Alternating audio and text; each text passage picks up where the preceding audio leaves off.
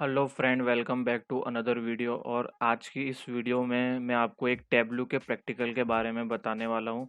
जैसे कि आपको स्क्रीन पे दिख रहा होगा, जो प्रैक्टिकल का जो नाम है वो है to apply an advance filter on all sheets. अगर आप एक सीट पे कोई फिल्टर अप्लाई कर रहे हैं तो वो दूसरी सीट में ऑटोमेटिक कैसे इफेक्ट हो जाता है उसके बारे में बताऊंगा, जिसे हम इसे एडवांस फिल्टर कहते हैं। अगर किसी यहाँ से कोई भी फिल्टर को अप्लाई करते हैं तो दूसरी वर्कशीट का सेम जो डेटा है वो कैसे वर्क करेगा उसके बारे में बताने वाला हूँ। तो सबसे पहले मैं अपने जो डेटा है उसे इंपोर्ट करा देता हूँ। तो मैं first of all Microsoft Excel पे क्लिक करता हूँ। उसके बाद यहाँ पे जैसे कि दिख रहा है सैम्पल सुपर स्टोर, तो मैं इसे इंपोर्ट कराता हूँ अपने टैबल्यू में। उसके बाद जैसे कि ड्रैग सीट हियर, तो मैं सिंपली यहाँ पे इसे ड्रैग कर देता हूँ। तो यहाँ पे आपको ऑर्डर की सारी डिटेल दिख रही है, जैसे कि order ID, order date, ship date, customer ID, customer name etcetera. उसके बाद मैं नीचे जाऊँ गो टू वर्कशीट, तो सिंपली मैं इस पर क्लिक करता हूँ। तो सबसे पहले मैं यहाँ पे 2 शीट तैयार करूँगा, जिससे आपको समझ पड़े आसानी से कि आप कैसे इसे अप्लाई कर सकते हैं ये एडवांस फ़िल्टर को। तो सिंपली मैं इसे रीनेम कर देता हूँ। तो ये जो मेरा डेटा है वो यूएस बेस्ड डेटा है, यूएस का डेटा है, तो मैं इसे सिंपली रीनेम करके यूएसए लिख देता हूँ। और उसके बाद मैं इसे सिंपली एक दूसरी वर्कशीट बनाता हूँ, जिसे मैं इसे रीनेम करता हूँ। मैं इसे स्कैटर प्लॉट ग्राफ बनाऊंगा, तो मैं इसे स्कैटर प्लॉट लिख देता हूँ।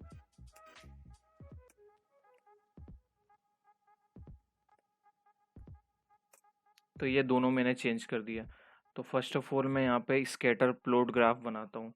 तो यहाँ पे जैसे आपको दिख रहा है कॉलम्स वर्सेस रो, तो मैं सिंपली यहाँ कॉलम में सबसे पहले यहाँ से सेल्स को उठा के सिंपली यहाँ पे ड्रॉप कर देता हूँ। तो कॉलम में आपको सेल्स दिख गई होगी कि कितनी कितनी सेल्स है वो बताई हुई है यहाँ पे। उसके बाद रो है, तो रो में सिंपली मुझे देखना है प्रॉफिट कितना हुआ है। तो सिंपली इसे मैं ड्रैग कर दिया। तो ये प्रॉफिट वर्सेस स्केल का जो ग्राफ है वो बन गया। और अगर आप यहाँ ऊपर देखें तो ये पूरा जितना प्रॉफिट हुआ है वो बताता है और कितनी सेल हुई है वो बताता है। सिंपली अब मुझे देखना है कि जो कस्टमर के नेम है वो क्या है और उन्हें कितनी प्रॉफिट हुआ है उसके बारे में देखना है। तो सिंपली मैं यहाँ पे जो कस्टमर नेम है इसे मैं सिंपली यहाँ पे ड्रैग कर देता हूँ। तो ये सब यहाँ पे आपको कस्टमर के नेम दिखेंगे, उस उनको कितनी प्रॉफिट हुई है और कितने सेल हुए हैं। उसके बाद अगर हम देखें कि प्रॉफिट मुझे देखना है पर सब एक जैसे है, तो सिंपली मैं इसे यहाँ पे कलर दे देता हूँ। तो आपको यहाँ पे अलग अलग कलर के मतलब आपको ढूंढने में इससे आसानी होगी कि कितना कहाँ पे कम है कहाँ पर ज़्यादा उसके बारे में। अगर यहाँ ऊपर जाएँ तो आप तो यहाँ सबसे ज़्यादा प्रॉफिट हुआ है और सेल्स भी ज़्यादा हुई है वो दिखाता है। और अगर आप यहाँ पे देखें तो ये जो ऑरेंज कलर का है वो माइनस में, मतलब जो भी ऑरेंज के आसपास इधर यहाँ से लेफ़्ट की तरफ होंगे वो सारे वहाँ पे थोड़ा नेगेटिव है, प्रॉफिट मिला है और सेल भी कम हुई होगी। और जहाँ पे आप जैसे जैसे आगे बढ़ेंगे तो वहाँ आपको सेल और प्रॉफिट दोनों ज़्यादा है। उसके बाद सिंपली मुझे प्रोडक्ट का नेम भी देखना है, तो सिंपली मैं यहाँ से इसे ड्रैग करता हूँ प्रोडक्ट का नेम को। तो ये कर दिया मैंने प्रोडक्ट का नेम। तो अब आपको यहाँ पे प्रोडक्ट का नेम भी दिखाई देगा, कस्टमर का नेम है, प्रोडक्ट उसने कौन कौन सी खरीदी है, उसको कितना प्रॉफिट हुआ है और कितनी सेल हुई है उसके बारे में बताया गया। सिंपली मुझे ये जो राउंड है इसे चेंज करना है, तो सिंपली मैं शेप में जाता हूँ और मैं ट्राइंगल ले लेता हूँ। तो जैसे कि आपको ये ट्राइंगल शेप में दिखाई दे रहा है। और अगर मैं फ़िल्टर की बात करूँ तो इसे किस बेस पे हमें डेटा के साथ खेलना है अपने को किस हिसाब से, उसके बारे में अगर मैं बात करूँ तो मैं ऑर्डर डेट के हिसाब से चेंज करूँ तो उस हिसाब से डेटा वर्क करना चाहिए। तो सिंपली मैं इसे यहाँ से ड्रैग कर देता हूँ ऑर्डर डेट को। इसमें परमिशन नेक्स्ट देनी है आपको और ओके कर देना है। तो ये मैंने ओके कर दिया है यहाँ पे। सिंपली अभी आपको फ़िल्टर नहीं दिखाई दे रहा है क्योंकि मैंने अभी किया नहीं है, अभी मैं बाद में करूँगा। उसके बाद अगर मैं यूएसए की दूसरी वर्कशीट में आऊँ, वर्कशीट पे आ गया हूँ, दूसरी वर्कशीट को मुझे तैयार करना है। तो उसके लिए मैं सिंपली जो ये मेरा लैटिट्यूड है और लॉन्गिट्यूड है इसे मैं यहाँ से ड्रैग एंड ड्रॉप कर दूंगा इसे कॉलम में, और इसे मैं रो में लैटिट्यूड। तो सिंपली मैंने इसे ड्रैग एंड ड्रॉप कर दिया, तो यहाँ पे आपको दिख रहा होगा मैप बना हुआ आपको दिखाई दे दिया है। उसके बाद अगर मैं बात करूँ तो मुझे फ़िल्टर करना है मेरा ऑर्डर डेट के हिसाब से, तो मैं इसे यहाँ पे फ़िल्टर अप्लाई कर दूंगा, यहाँ पे ड्रैग एंड ड्रॉप कर देता हूँ।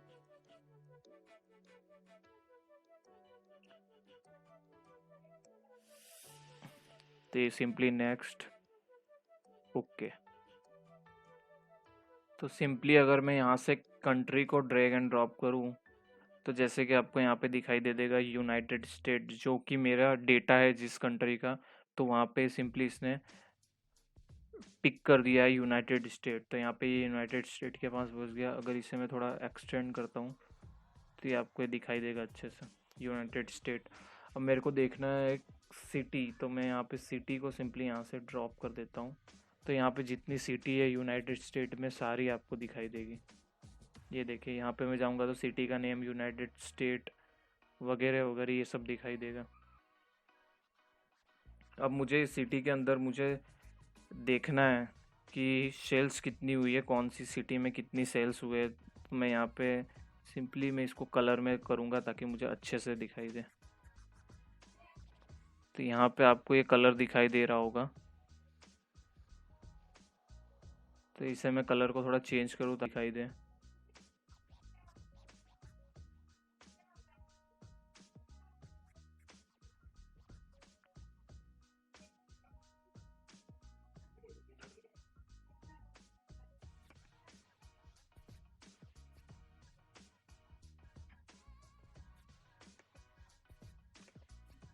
तो यहाँ पे मैं सिंपली एडिट कलर्स में जाता हूँ, उसके बाद यहाँ ऑटोमेटिक में जाता हूँ और मैं कलर सिलेक्ट करता हूँ ऑरेंज, और मैं सिंपली इसे ओके कर देता हूँ। तो ये थोड़ा विजुअल दिखाई देने लगा है। तो यहाँ पे अगर देखें तो यहाँ 1 से स्टार्ट होकर 2,56,368 तक है। मीन्स कि अगर जो ज़्यादा डार्क होगा, ऑरेंज होगा, मतलब वहाँ पे ज़्यादा सेल्स हुई होगी उस सिटी में। तो अगर मैं सिंपली इसको यहाँ पे ले जाऊँ, यहाँ थोड़ा डार्क ज़्यादा दिखाई दे रहा है, तो वहाँ पे सेल्स आपको दिखाई दे रही है, और सिटी कंट्री जैसे कि आपको दिखाई दे, और कौन सा प्रोडक्ट हुआ है, प्रोडक्ट का नाम हमें देखना है, तो सिंपली मैं यहाँ पे प्रोडक्ट का नेम यहाँ पे सिंपली ड्रॉप कर देता हूँ। तो ये आपको प्रोडक्ट का नेम भी यहाँ पे दिखाई देगा अगर मैं यहाँ पे ले जाऊँ तो यहाँ पे प्रोडक्ट का नेम भी आपको दिखाई देने लगा। उसके बाद अब हम फ़िल्टर की बात करें, तो जैसे मेरे को इसके डेट के हिसाब से फ़िल्टर, तो मैं यहाँ पे सिंपली शो फ़िल्टर पे जाता हूँ। तो यहाँ पे आप देखेंगे अगर मैं यहाँ पे इसे रिड्यूस करूँ, कम करूँ, अभी अगर आप देखें तो यहाँ पे 3/1/2014 से लेके 30/12/2017 तक का डेटा आपको मतलब डिटेल दी जा रही है। अगर मैं सिंपली इसे कम करूँ, मैं इसे ले जाता हूँ 2015, तो वैसे यहाँ पे धीरे धीरे ये सब आपको दिखाई देगा कि वो इतने से इतने रेंज का ही आपको दिखाई देगा। अगर मैं सिंपली यहाँ से और नीचे कर दूँ तो यहाँ पे आपको दिखाई दे रहा हो कि बहुत ही कम जगह दिखाई दे रही है जहाँ सिटी आपको, वहाँ पे कौन कौन से प्रोडक्ट खरीदे गए हैं और सेल कितनी हुई है उसके बारे में बताया गया। और अगर अब मैं बात करूँ, यहाँ पे मैंने चेंजेस किया, फ़िल्टर अप्लाई किया, तो वो जो दूसरी वर्कशीट है मेरी, वहाँ पे अगर आप देखें तो इसे मैं भी शो फ़िल्टर कर देता हूँ फिर से, तो ये यहाँ पे दिखाई दे रहा है। और अगर मैं वापस से इधर आऊँ, इसको मैं यहाँ से एक्सटेंड करके खाली इतने तक रखता हूँ, तो अभी आपको दिख रहा होगा मैंने थोड़ा इसे कम किया है। अगर यहाँ पे मैं फ़िल्टर अप्लाई कर रहा हूँ तो उसके बेस पे ये दूसरी जो वर्कशीट है वहाँ पे कोई फ़र्क नहीं आ रहा डेट के हिसाब से, और डेटा में वहाँ पे जो नेम है वो प्रॉफिट सेल्स उतनी बता रही है, और कोई डेटा कितनी तारीख से कितने तारीख के बीच में वो नहीं चेंज हुआ है, वो पूरा अभी जो 3/1/2014 से 30/12/2017 तक है उतना ही पूरा यहाँ पे दिखाई दे रहा है। तो ये है जो अगर मैं यहाँ पे चेंज कर रहा हूँ तो वहाँ पे चेंज नहीं हो रहा है। तो इसी चेंज करने के लिए हम एडवांस फ़िल्टर का यूज़ करते हैं, जो कि ये प्रैक्टिकल में आपको मैं बताने वाला हूँ। तो वो इसे अप्लाई करना है, तो उसके लिए सिंपली मैं यहाँ ऑर्डर डेट में जाता हूँ। शो फ़िल्टर तो कर ही दिया मैंने, यहाँ पे लिखा है अप्लाई टू वर्कशीट, यहाँ पे जाना है और आपको यहाँ पे देखना है all using this data source, यानी जो सारे जो डेटा सोर्स होंगे वो इसे यूज़ करेंगे, मतलब आप कोई भी दूसरी वर्कशीट तैयार करोगे उसमें। तो मैं इसे सिंपली यहाँ पे क्लिक कर देता हूँ, और यहाँ पे अगर मैं जाऊँ और यहाँ पे भी मुझे सेम यही काम करना पड़ेगा। तो मैं यहाँ पे show filter apply to worksheet में जाता हूँ all using this data source मैंने कर दिया है।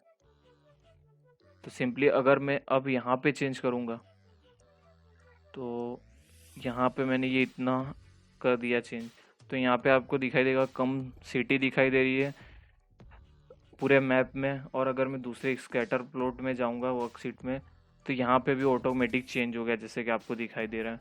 तो इसी के बारे में बता रहा था, ये जो है वो एडवांस फिल्टर है कि अगर आप यहाँ पे अगर कोई भी चीज़ वर्क करेंगे तो ऑटोमेटिक वो यहाँ पे इफेक्ट करेगी।